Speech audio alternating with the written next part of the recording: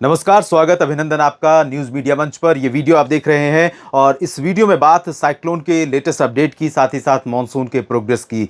Monsoon का जो पश्चिमी सिरा है वो आज उम्मीद के अनुसार आगे बढ़ा है। हालांकि पूर्वी सिरे में, पूर्वी छोर पर कोई प्रोग्रेस नहीं हुई है। नॉर्दर्न लिमिट ऑफ मानसून को पहले सबसे देख लेते हैं और यहां पर आप देखिए, आज 11 जून है। आज का ये अपडेट है। कल मानसून पहुंचा था गोवा की सीमाओं तक और आज इसने महाराष्ट्र में प्रवेश कर लिया। कर्नाटक में काफी क्षेत्रों में प्रगति की है और तमिलनाडु को काफी हद तक इसने कवर कर लिया है और बंगाल की खाड़ी में भी थोड़ी प्रोग्रेस हुई है। और इधर पूर्वी क्षेत्रों में असम के धुबरी पर ही northern limit of monsoon NLM बनी हुई है। यहां पर प्रोग्रेस नहीं हुई है, लेकिन जल्द ही यहां पर भी आगे बढ़ेगा और बिहार के उत्तर पूर्वी क्षेत्रों को कवर करेगा। यहां पर महाराष्ट्र में सिंधुदुर्ग और रत्नागिरी, सिंधुदुर्ग को पार कर रत्नागिरी में पहुंच गई है नॉर्दर्न लिमिट ऑफ मानसून। और अनुमान यह है कि जब दोनों तरफ से मौसमी सिस्टम जो बने हुए हैं, साइक्लोन और system well marked low pressure area Bengal की खाड़ी का, वो कमजोर हो जाएंगे, तब सेंट्रल रीजन में मानसून की प्रोग्रेस होगी और आगे बढ़ेगा। और इन क्षेत्रों में लोगों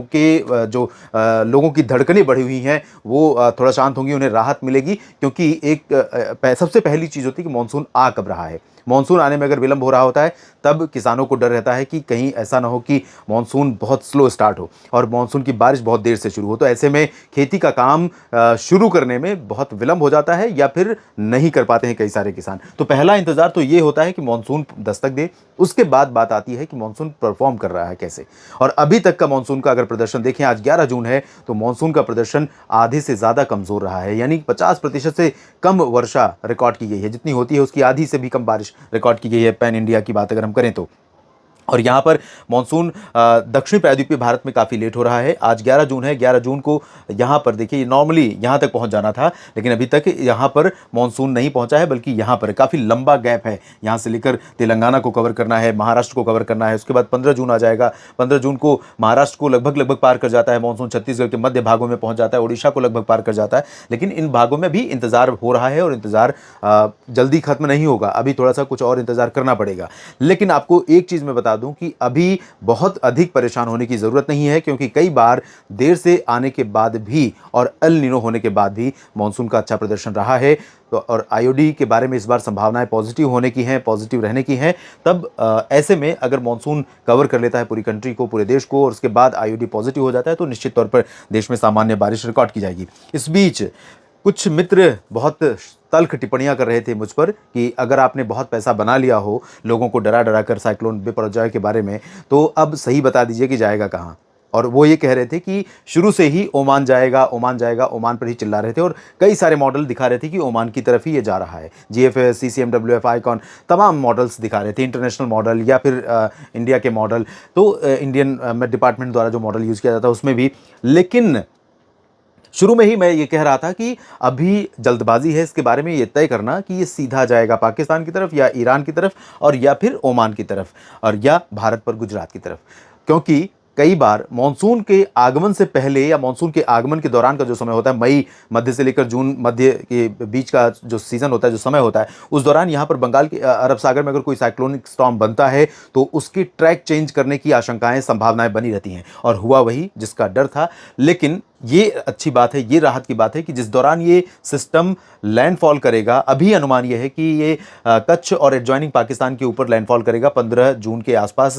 15 जून को जब लैंडफॉल करेगा उस दौरान इसकी जो इंटेंसिटी होगी सीवियर साइक्लोनिक स्टॉर्म की होगी, एक्सट्रीम। अभी जो इसकी स्टेटस है, अभी जो जिस कंडीशन में ये बना हुआ है, एक्सट्रीमली सीवियर साइक्लोनिक स्टॉर्म बना हुआ है, ये 11 जून है आज, ESCS है, एक्सट्रीमली सीवियर साइक्लोनिक स्टॉर्म की इंटेंसिटी है और 90 नॉट की हवाएं प्रति घंटे चल रही हैं। यानी लगभग 170-75 किलोमीटर प्रति घंटे की रफ्तार से इसके आसपास हवाएं चल रही हैं और ये हवाएं अब धीरे धीरे बादलों को थ्रो कर रही हैं महाराष्ट्र के तटों पर और गुजरात के तटों पर। लेकिन अभी भी कुछ हो सकता है कि एग्जैक्ट ट्रैक ये ना हो, थोड़ा सा और अंदर की तरफ से हो और यहाँ पर कुछ इलाकों में, राजस्थान में, गुजरात में, इन भागों में बारिश देखने को मिले। और आने वाले दिनों में ये 15 जून के आसपास लैंडफॉल करेगा और उसके बाद ये जब इसकी हवाएं अंदर पहुंचेंगी और यहाँ पर कोई इन्फ्लुएंस नहीं होगा तो राजस्थान, उसके बाद उत्तर प्रदेश, हरियाणा, पंजाब, मध्य प्रदेश के कुछ इलाकों में, इन भागों में बारिश की गतिविधियां बढ़ेंगी और मानसून के आगमन से पहले। और उसी दौरान अगर समुद्र में बंगाल की खाड़ी और अरब सागर दोनों जगहों पर सिचुएशन फेवरेबल होंगी तो मानसून का जो मध्य क्षेत्र है, मध्य भाग है मानसून की उत्तरी सीमा का, वो भी अच्छी गति से आगे बढ़ेगा और देश में मानसून को लेकर के एक पॉजिटिव सोच, एक सकारात्मक सोच बनेगी कि मानसून आ रहा है देश के तमाम इलाकों में। तो ये स्टेटस है अभी साइक्लोनिक स्टॉर्म बिपरजॉय की और मानसून की प्रोग्रेस की। मानसून की संभावनाओं को अभी हम कुछ नहीं कहेंगे, जैसा कि मैं बार बार कह रहा हूं, जब तक ये सिस्टम डिसिपेट नहीं हो जाता 15-16 जून के बाद, और 1-2 दिन और इंतजार करना होगा। और मानसून की लाइन कैसे आगे बढ़ती है, मानसून की बारिश किस तरह से होती है, जहां पर मानसून ने कवर कर लिया है, उसके बाद ये तय कर पाना संभव होगा कि किस तरह की बारिश मानसून की आने वाले दिनों में होने वाली है और किस तरह से मानसून प्रोग्रेस करने वाला है। लेकिन मैं किसान भाइयों से अभी भी यही कहूंगा कि हताश न हो, मानसून का इंतजार करें। और बार बार मैं यही कह रहा हूं कि मानसून कई बार 8 दिन 10 दिन की देरी से आपके क्षेत्र में आने के बावजूद काफ़ी अच्छी बारिश देकर गया है, पिछले सालों का इतिहास रहा है।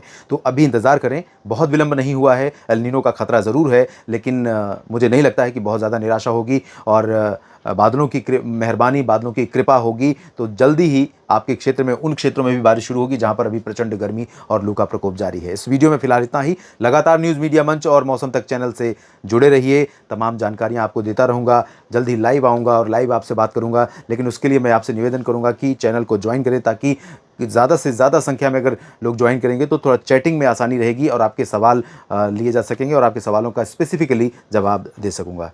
ये वीडियो देखने के लिए धन्यवाद। मेरे साथ बने रहिए, लाइक और शेयर करना ना भूलें और साथ ही साथ सब्सक्राइब अगर नहीं किया है तो सबसे पहले कर लीजिए और बेल आइकन पर भी क्लिक कर लीजिए। धन्यवाद।